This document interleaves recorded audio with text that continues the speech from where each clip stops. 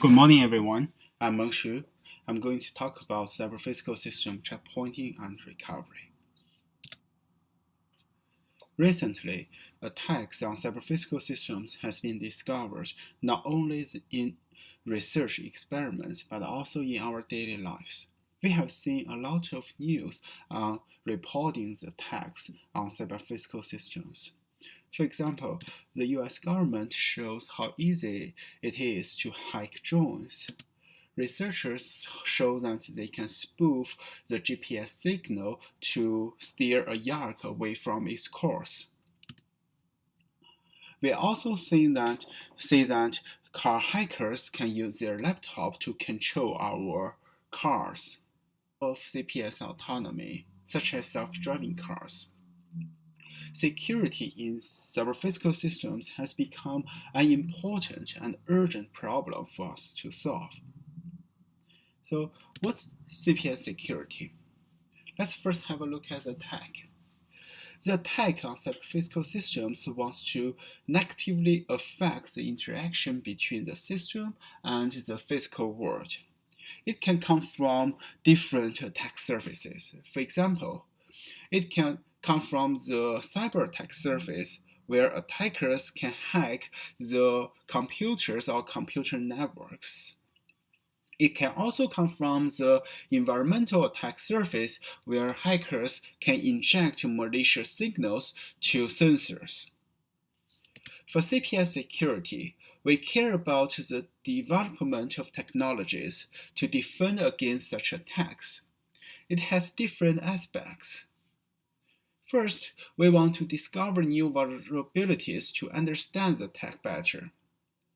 We also want to detect the attack more accurately and more quickly. After we detect the attack, we need to know how to mitigate the attack effects.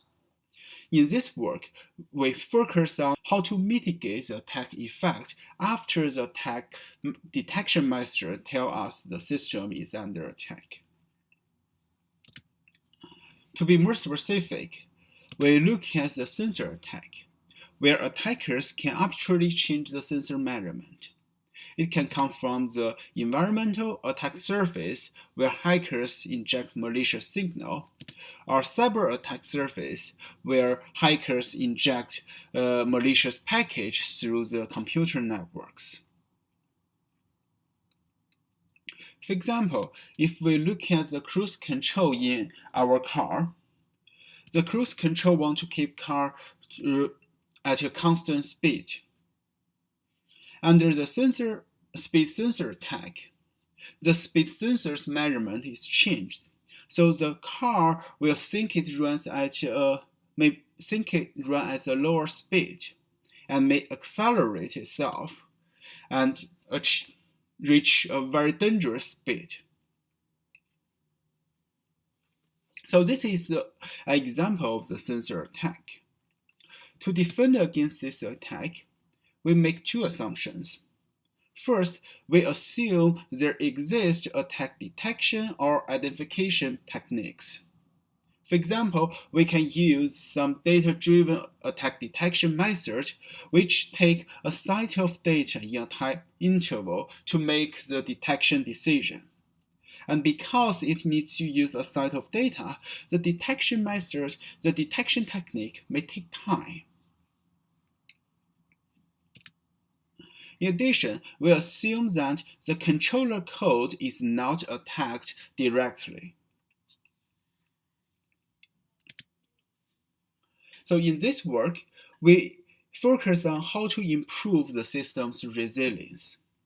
In other words, we want to enable the control performance with graceful degradation. We also want to support legacy controllers. Ideally, the system should perform almost the same as if there's no attack when the attack happens. If we look at the cruise control example, the car should drive at a constant speed even when the car is under attack. The driver should be unaware of this attack, and the controller designer of the car should should not need to worry about this attack. How do we achieve that? Before we talk about our defense mechanism, let's first have a look at how sensor attack works. Here, we have a physical system controlled by a controller. When the attack happens, the sensor measurement is changed, which will affect the state estimation of the system, and which is the input of the controller. Since the state estimation may incorrectly reflect the system's physical state, the controller may make an incorrect decision and output an incorrect control input to the actuator. The actuator will actuate incorrectly, and the physical system will drift off very quickly. This is a high-level view of the sensor attack. To defend against this kind of attack, we propose checkpointing and recovery mechanism for several physical systems. At the high level, we checkpoint the system's physical state, occasionally when the system performs correctly. The system's physical state includes the system's state estimation and the actuation command. When the attack detection method tells us the system is under attack, we use recovery mechanism to recover the system's view of the physical state. Since the systems realize its correct state, the controller will make the correct decision, and the system won't drift off too fast. One advantage of our approach is that we don't have to change the controller. The controller designer don't have to worry about this kind of attack when they design the control algorithm. So this is the high-level idea. You may say that recovery is not a new concept. It has been used in cyber systems for a while. That's true, but in cyber recovery, it typically uses rollback mechanism. Here, suppose we have three processes in our computer. The first process is under attack, and its cyber state is incorrect. To recover the cyber system, it will first look back to find a consistent state and roll back the system state to its previous consistent state. You can think the cyber states are like variables. Rolling back the cyber states is like reciting these variables to a consistent value. So cyber states are able to be rolled back. Can we apply the rollback mechanism to cyber physical systems? The answer is no. First, due to the cyber physical systems include not only the cyber states, but also the physical states. Due to the constraints of physical law, we may not be able to roll back the physical states. For example, if we look at the power grid, when we transfer the power from point A to point B, we cannot reverse this process back. Even in the situation when we can roll back the system's physical state, rolling back the system's physical state may incur considerable overhead and is usually unnecessary. For example, if we look at the speed sensor attack, now suppose we have a car that tries to drive at 60 miles per hour as a highway and wants to drive a much lower speed as a school zone.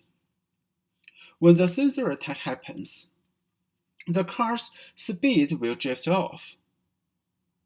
Now, suppose we want to use the rollback recovery. What will happen? we will first recover the system's physical state to its previous state, which is 60 miles per hour, before we slow down the car to its target speed, which is 50 miles per hour. During this recovery interval, we may get a speed ticket or kill a couple of kids. So, rollback mechanism doesn't work for several physical systems. We propose an alternative and better way to do the recovery for several physical systems. We call it roll-forward recovery. In the speed sensor attack scenario, it means that we make the car realize its current speed when we detect the attack, and make decision based on its current state. In this scenario, we directly slow down the car's speed to its target speed. To achieve the roll-forward recovery, we need to make the car realize its current state, which means that we need to predict the system's physical state. How do we do that? We propose to use the system's system model to make the prediction. For example, we may have a linear time invariant system. Its system model is showing as the equations at the right. Suppose this system is under attack at time t. The first state, physical state, is incorrect due to the attack.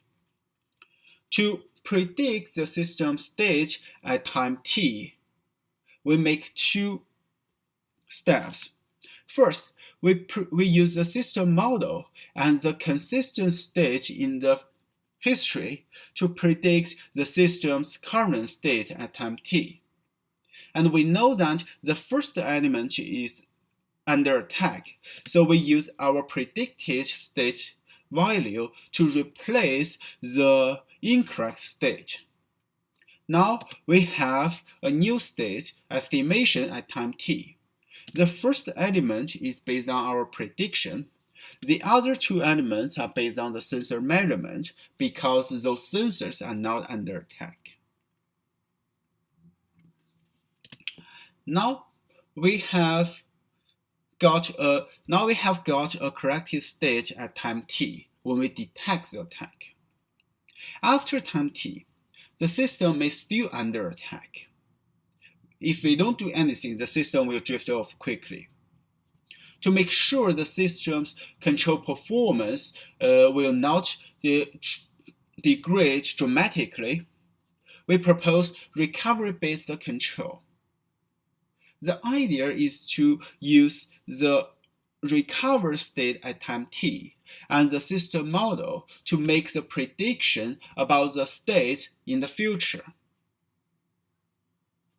Here we make the faulty state. The faulty state at t plus m will be replaced with our predicted state. Due to time constraints, I will skip the details here.